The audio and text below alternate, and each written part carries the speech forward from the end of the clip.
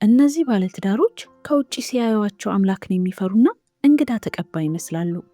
እውነታው ግን ከሰይጣን በባሰ አእምሮ ሕፃናትና ወላጆችን የሚያብድኑ ነፍሰ ገዳዮች ናቸው።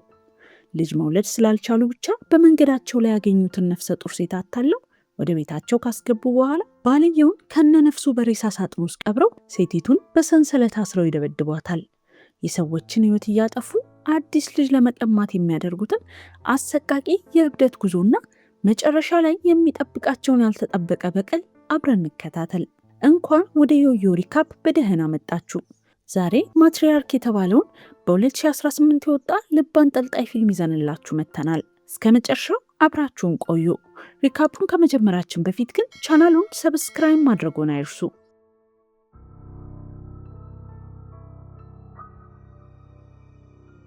ፊልሙ የሚጀምረው ወደ አንድ ቦታ በመጓዝ ላይ ያሉ ባልና ሚስትን እያሳየን ነው። ነፍሰ ጡሯ ሚስት ራቸል ስትባል፣ ባሏ ደግሞ ማት ይባላል። ከፊታቸው ያለው መንገድ መዘጋቱን እስኪያውቁ ድረስ ጉዟቸው ሰላማዊና ደስ የሚል ይመስል ነበር። ማት አቅጣጫ ማስቀየሪያውን ተከትሎ እየነዳ ነገር ግን መንገዱ ላይ ትኩረት ባለማድረጉ በመንገዱ መሃል የወደቀን ዛፍ ይጋጫል። በዚህም ምክንያት መኪናቸው ተበላሽቶ ሰው በሌለበት አደገኛ ጫካ ዳርቻ ላይ ከሰው ተለይተው ቀርተው ይቆማሉ። ባልየው እርዳታ ለመጠየቅ የቶትራክ ስልክ ለማግኘት ሲሞክር ስልኩ ምንም አይነት ኔትወርክ አይቀበልም። ግን እንደ እድል ሆኖ ከቆሙበት በግማሽ ማይል ርቀት ላይ የሚገኝ አንድ እርሻና ቤት ያያል። ሁለቱም በእግራቸው ወደ ቤቱ ለመሄድ ወስነው ወደ እርሻው በሚጓዙበት ወቅት የግል ንብረት በመሆኑ መግባት የተከለከለ ነው የሚል የማስጠንቀቂያ ቦርድ ያያሉ። ቢሆንም ግን ሌላ አማራጭ ስላልነበራቸው ወደ ቦታው ዘልቀው መጓዛቸውን ይቀጥላሉ። ወደ እርሻው ቦታ መግባት እንደጀመሩ በድንገት አንድ ሰው መኪና እየነዳ መጥቶ ይጮህባቸዋል። ከአካባቢው በፍጥነት እንዲወጡ ይጠይቃቸዋል። ባልየው የደረሰባቸውን ችግር ለማስረዳት ቢሞክርም ሰውየው አሁንም እምቢ በማለት ከቦታው እንዲወጡ ይነግራቸዋል። ነገር ግን ራቸል የደረሰች ነፍሰ ጡር መሆኗንና አብሯት ያለው ልጅ ወንድ እንደሆነ ሲያውቅ አመለካከቱ በድንገት ተቀይሮ ለነሱ በጣም ሞቅ ያለ አቀባበል ማድረግ ይጀምራል። ይህ ሰው ቦቢ ይባላል። ለባለቤቷ አግነስ እንግዶች እንዳሏቸው ደውሎ በፍጥነት ይነግራታል። ሴትዮዋ መጀመሪያ ላይ ወደ ቤታቸው እንዲመጡ ፈቃደኛ ባትሆንም ራቸል ነፍሰ ጡር መሆኗና ልጁ ወንድ እንደሆነ ቦቢ ሲነግራት በደስታ ወደ ቤት እንዲያመጣቸው ትነግረዋለች። ከዚህ በኋላ ማትና ራቸል ስልክ ደውለው ለመውጣት ብቻ እንደፈለጉና ሰውየውን ማበሳጨት እንደማይፈልጉ ይነግሩታል።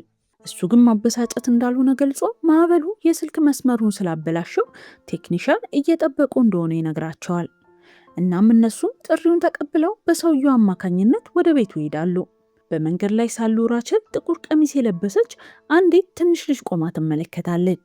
ከዛም ሰውየው ቤት ሲደርሱ አግነስና ሁለት ወንድ ልጆቿ ሉክና ዴቪድ በር ላይ ይቀበሏቸዋል። ሴትዮዋም ልጆቿ የእንግዶቹን ቦርሳ እንዲያመጡ አዛ ሌሊቱን የሚያድሩበትን ክፍል ታሳያቸዋለች። ባልና ሚስትየው ስልክ ለመበደር ብቻ መጥተው እንዲህ ያለ መስተንግዶ በማግኘታቸው በጣም ይደሰታሉ። ነገር ግን ሴትዮዋ ከበሩ ውጭ ሆና ንግግራቸውን እየሰማች እንደነበር አላወቁም።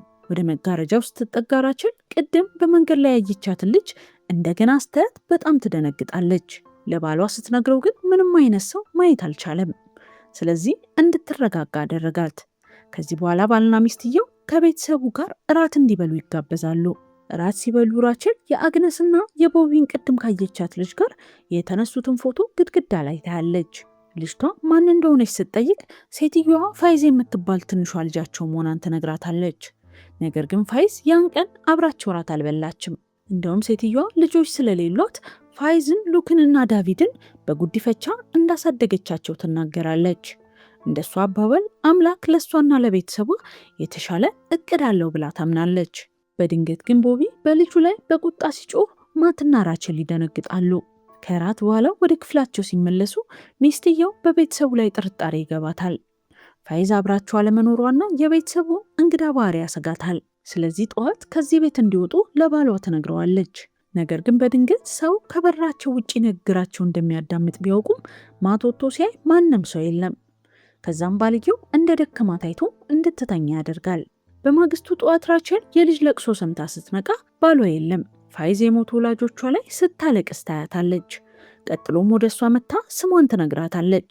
ነገር ግን ሚስትየው ከተኛችበት በድንጋጤ ነቅታ ህልም እንደነበር ትረዳለች።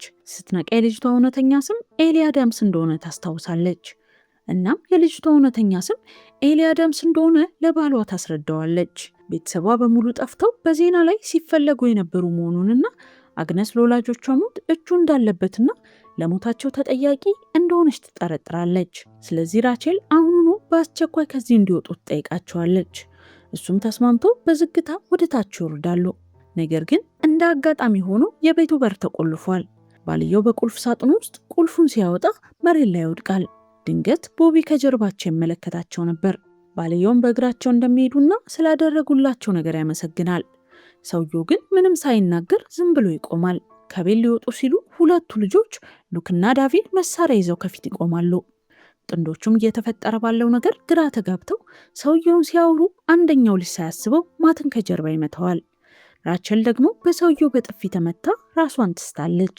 ትንሽ ቆይቶ ስትነቃ እጆቿ በሰንሰለት ታስረዋል። ከዛም ደንግጣ ስለ ባሏ ስትጠይቅ አግነስ ባልሽ የተሻለ ቦታ ነው ያለው ትላታለች።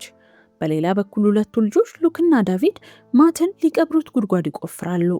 ቀጥሎም የውስጥ ልብሱን ጨምሮ ልብሶቹን በሙሉ ያወልቁበታል። ሲጨርሱ ሉክ ማትን ሊገርለው ሲል ወንድምየው ግን በሕይወት እያለ እንዲቀብሩት ይናገራል። ከዛም የባልየውን ሲጋራና ላይተር ሳጥን ውስጥ ይጥልለትና ሲነቃ ሊያስፈልግ ይችላል ይለዋል።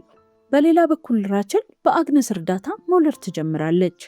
ልጅቷ በሰላም ብትወለድም ነገር ግን ወንድ ሳትሆን ሴት ልጅ ነበረች። ሴት መሆኗን ስታውቅ ሴትየዋ ተናዳ ሕፃኗን ይዛ ስትወጣ ሚስትየው ልጄን ብላ ማልቀስ ጀመረች። ከዛም ልክ ስትወጣላት እጆቿን እንደምንም መፍታት ትጀምራለች። እጆቿ ሲፈቱ የተንጠለጠለውን መስቀል ይዛ ወደ አልጓ በፍጥነት ትመለሳለች። አግነስ ስትመጣ ምንም እንዳልተፈጠረ ተመልሳ ተኝታ ሳታስበው በያዘችው መስቀል ትመታታለች። ነገር ግን ሁሉም ወዲያው ይደርሱባታል። ምንም ማድረግ ስላልቻለች እንደገና በኬብል ትታሰራለች። ሴትዮዋም የኤሊን ወላጆች በአምላክ ስም እንደገደለቻቸው ትናገራለች።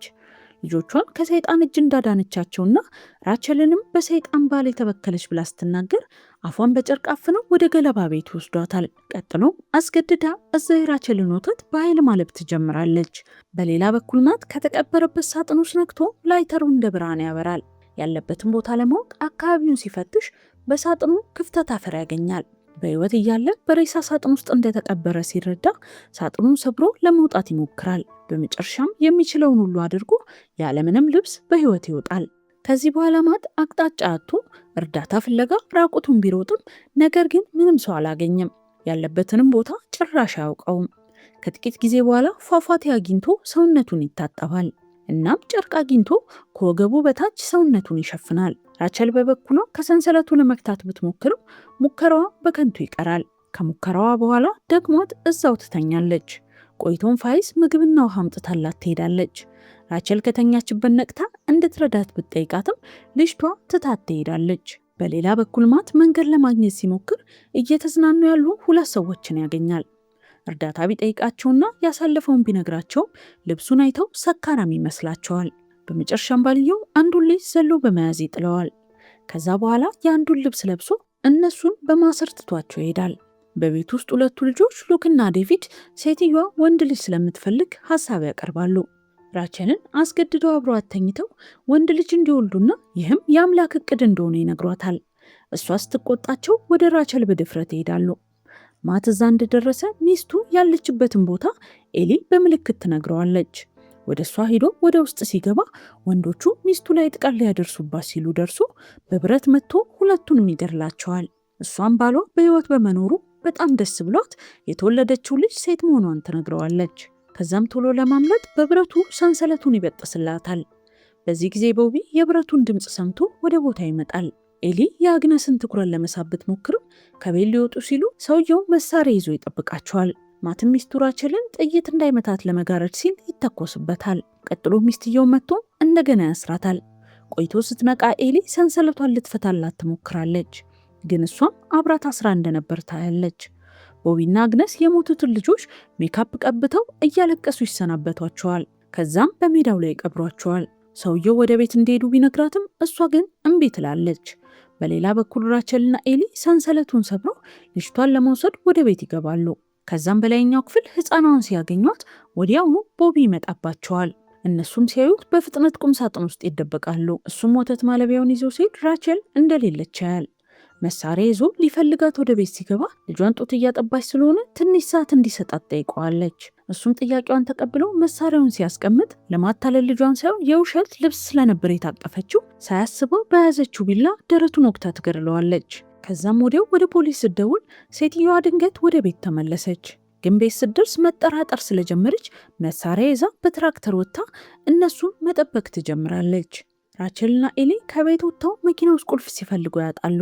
በዚህ ሰዓት አግነስ ጠመንጃ ይዛ እየጠበቀች ስለነበር ራቸል ኤሊን ከልጇ ጋር ትታ የቦቢን ጠመንጃ ይዛ ከመኪናው ወረደች። ተኩስ ሲለዋወጡም በመሳሪያ ትመታለች። ቢሆንም አግነስን መሬት ላይ ጭንቅላቷን ደጋግማ በመምታት ታሸንፋታለች። ከዛ ፖሊስና አምቡላንስ ቦታው ላይ ይመጣሉ። አሁንም በህይወት ያለችው አግነስ ልትተኩስ ስትል ፖሊሶች በጥይት መጥተው ይገድሏታል። ራቸልም እሷና ኤሊ እንዲረዷቸው ፖሊሶችን ስትጠይቅ ሌላ ማንም ሰው ቦታው ስለሌለ ፖሊሶቹ ግራ ይጋባሉ። ለካ ስታያት የነበረችው ኤሊ ቀድሞውኑ የሞተች የመንፈስ ጥላ ነበረች። ከመቃብሮቹ አንዱ የኤሊ እንደነበር ይታወቃል። ራቸልና ልጇ በአምቡላንስ ወደ ሆስፒታል ሲወሰዱ ፊልሙ ያበቃል። ታሪኩን እንደወደዳችሁ ተስፋ እናደርጋለን። ሀሳብና አስተያየቶቻችሁን በኮመንት መስጫ ሳጥን ላይ ያስፍሩልን። ሌሎች ተጨማሪ ሪካፖች እንዲደርሷችሁ ቻናሉን ሰብስክራይብ በማድረግ ቤተሰብ ይሁኑን።